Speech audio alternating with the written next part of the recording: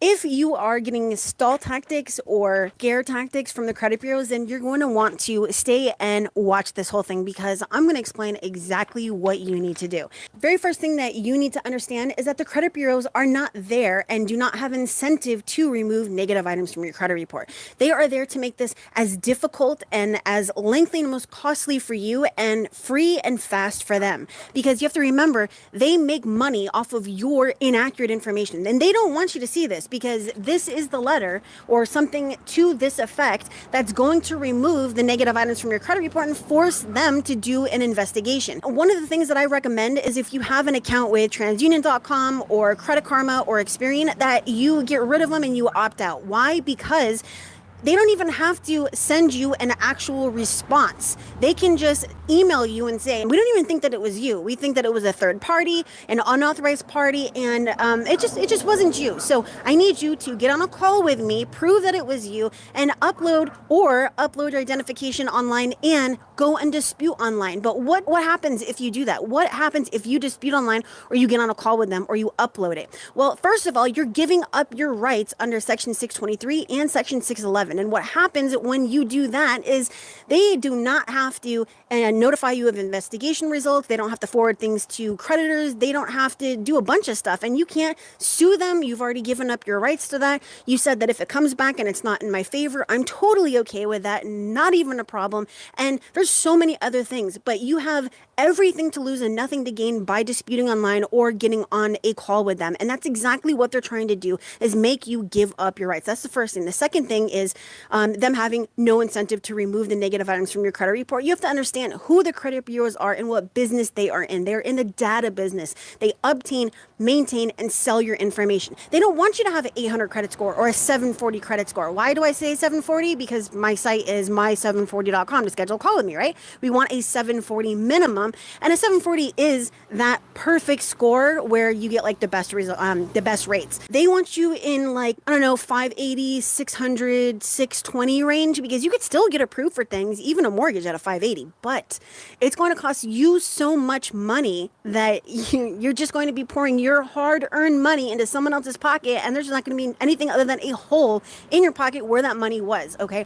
Why do I say that? Well, again, they're in the data business, so they make more money selling your information to potential lenders and creditors and whatever at a 580 or a 620 or even a 650 than they would at a 740 or an 800. And they're not there to investigate your stuff. It's basically like a complaints department. If they are trying to stall you or scare you, this is the letter that you are going to send, and I'm going to read it to you in just a second. If you didn't know, the lower your credit score, the more interest that you have to pay. That's kind of common sense, but sometimes people don't understand that.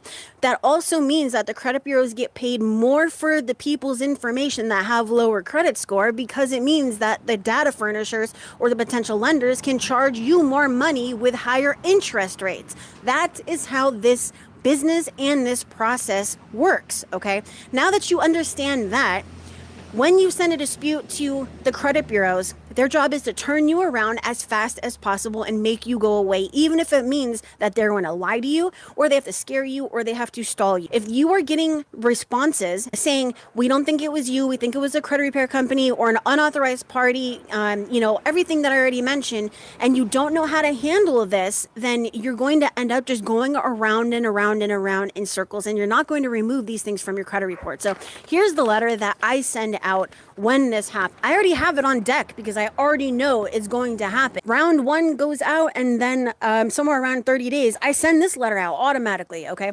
So you can write this however you want. Sometimes they change it up and say, pursuant to Section 611, we're not going to reinvestigate, blah, blah, blah. That's a violation. That is a different letter. That is not for this. Or if TransUnion comes back and says, we don't understand the nature of your dispute, or you didn't send your identification, we're not dealing with that. We are only dealing with the stall tactic that has to do with them saying they don't think it was you, because this is happening to basically every credit repair company. And I mean, even my clients, and people who fix their own credit. Imagine sending dispute letters out and getting something saying we don't think it was you, okay? This is how you handle it. So this letter is in response to your computer-generated letter. Your letter states that you've decided to cease investigation of the incorrect items that I've reported to you because, in your opinion, I'm working with a third party or a credit repair company.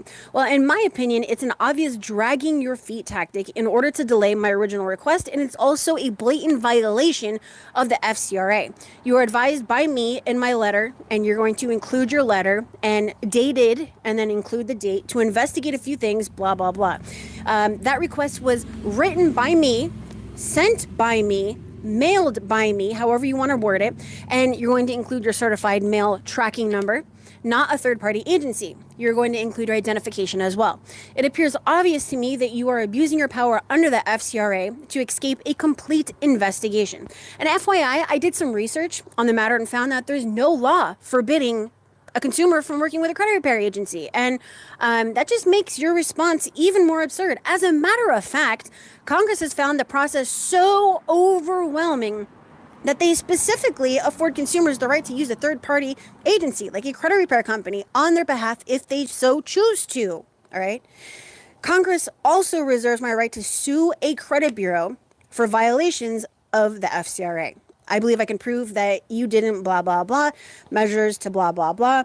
I realize disputes may be expensive, and that is why you're not doing your job, but I'm able to prove that you are not doing your job, and I'm going to prove that I am the one that sent it because, hello, certified mail, dispute, identification, proof, thank you. You're going to put the date, again, include the dispute, you're going to include the certified mail, you're going to give them 15 days. They do not need more than 15 days. And that's it. You're going to put your name at the bottom. Always include your information at the top of the letter, including your social security number. You do not have to send a copy of your social security card, but it does need to be ID and proof of address, like utility bill, cell phone bill, pay stub, W-2, anything like that. Bank statement, car registration, voter's registration, blah, blah, blah. It has to be proof of address, right? Don't make the mistake of not sending your identification, but also don't make the mistake of being stalled or scared by the credit bureaus, because this is the job that they have to make you go away as quickly and as cheaply as possible. And if you fail at this, it's your fault that you did not do something to combat this, okay? There is a process, there is a way. This gets harder and harder every single day, but I am here to show you and prove to you that this not only works, but it works not flawlessly, but basically for everybody, okay? You just need to know what to do and how to do it. If you don't know how to do it and you want to learn how, outside of my 1,600 videos going back 9 years, I've got links down in the description, as well as courses and all that kind of great stuff. Or you can see if I can do it for you if you just don't want to do this anymore. Head over to my740.com, schedule a call with me, and I'll see if I can help. And another thing is, I posted a video last night. I think it was a short, where I actually increased a client's credit score that signed up with me 60 days ago from a 400 to it's 400 something to a 700 something. So we went up 300 points in 60 days, and I removed tons and tons of negative items for him. So does this work? Yes. But is there a process? Yes. Is it easy? Absolutely not. Absolutely not. No, I've been doing this for 12 years. This is still not easy.